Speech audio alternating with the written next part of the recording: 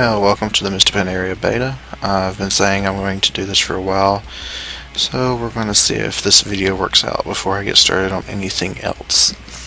All I'm really going to do in this video is just kind of look at some of the UI changes and explore around to show you some of the things that look different with the way your spellbooks are set up. So if you see the one at the moment that I have up here, it's just the Mage spellbook. While you can click on the tabs that have abilities for your other specs, they are now grayed out. There's no more, can I use this ability while I'm in this spec? If it's not meant for that spec, you cannot select it. Everything that you can use for your spec is put into one tab, both passive and active abilities for you to find simply and quickly.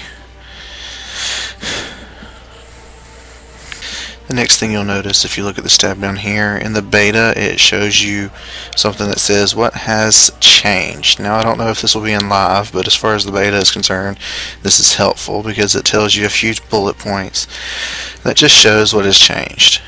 And then there is a specialization tab as well now that shows the primary abilities you use for each spec. I guess Blizzard's trying to decide, or trying to make it so no one gets confused over whether they use fire or frost spells if they're a frost mage. Go figure. The next thing you'll notice if you look at the bottom bar, there's now actually a button for your mounts and pets. This is because they're a little more important now. If you look at the mount bar, it's slightly different. All the mounts are listed on the left hand side, and you get a big window that shows your mount. And then if you look at my bar, I actually have some mounts on here that don't belong to my mage. This is because mounts are going to be shared across account. The only ones excluded are going to be specialty mounts for classes such as the Paladin Charger or Warlock, and engineering, tailoring mounts, the things that you have to have the profession to use. And then the pet tab is majorly different. This is of course for the pet battles. I haven't learned pet battling yet, but we can look at what these things do.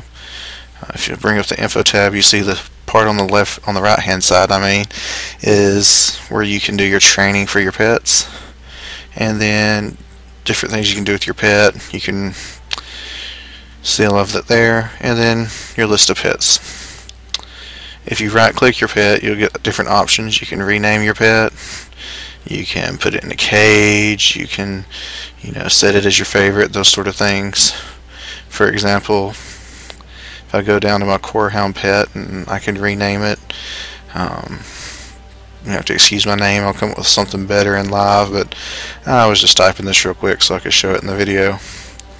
And then I could set it as my favorite, it stars it, makes it so it's one of the ones that pop out for me to use in battles.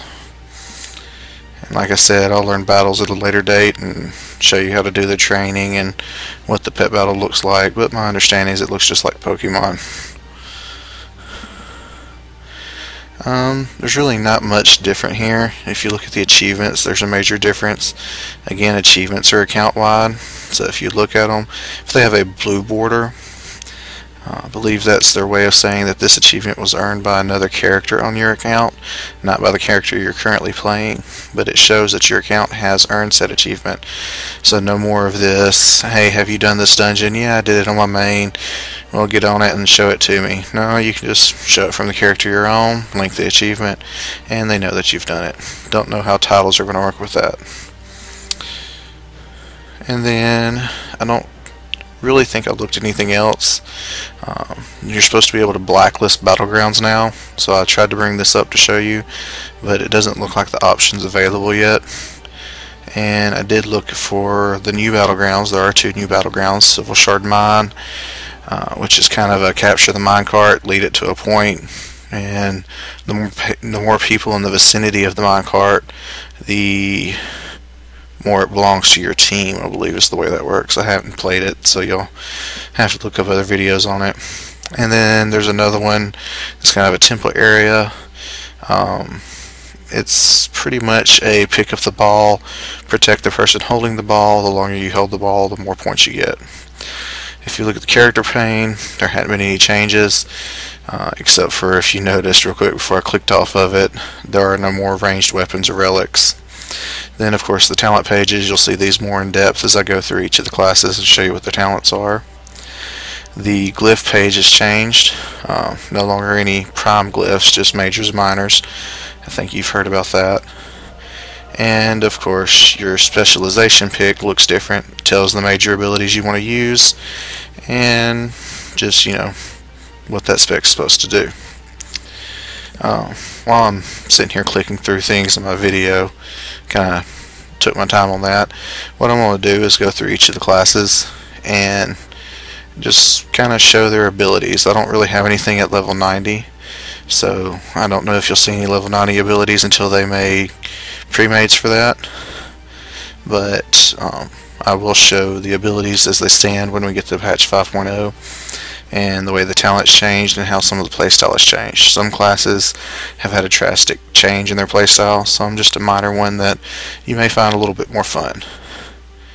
What I was showing here is one of the new options for dungeons. Of course, is challenge modes, and challenge modes are supposed to be fairly difficult. I guess we'll find out as things go along. Well, hope this video turns out well. We'll see how it goes, and I'll try to get some class videos out soon.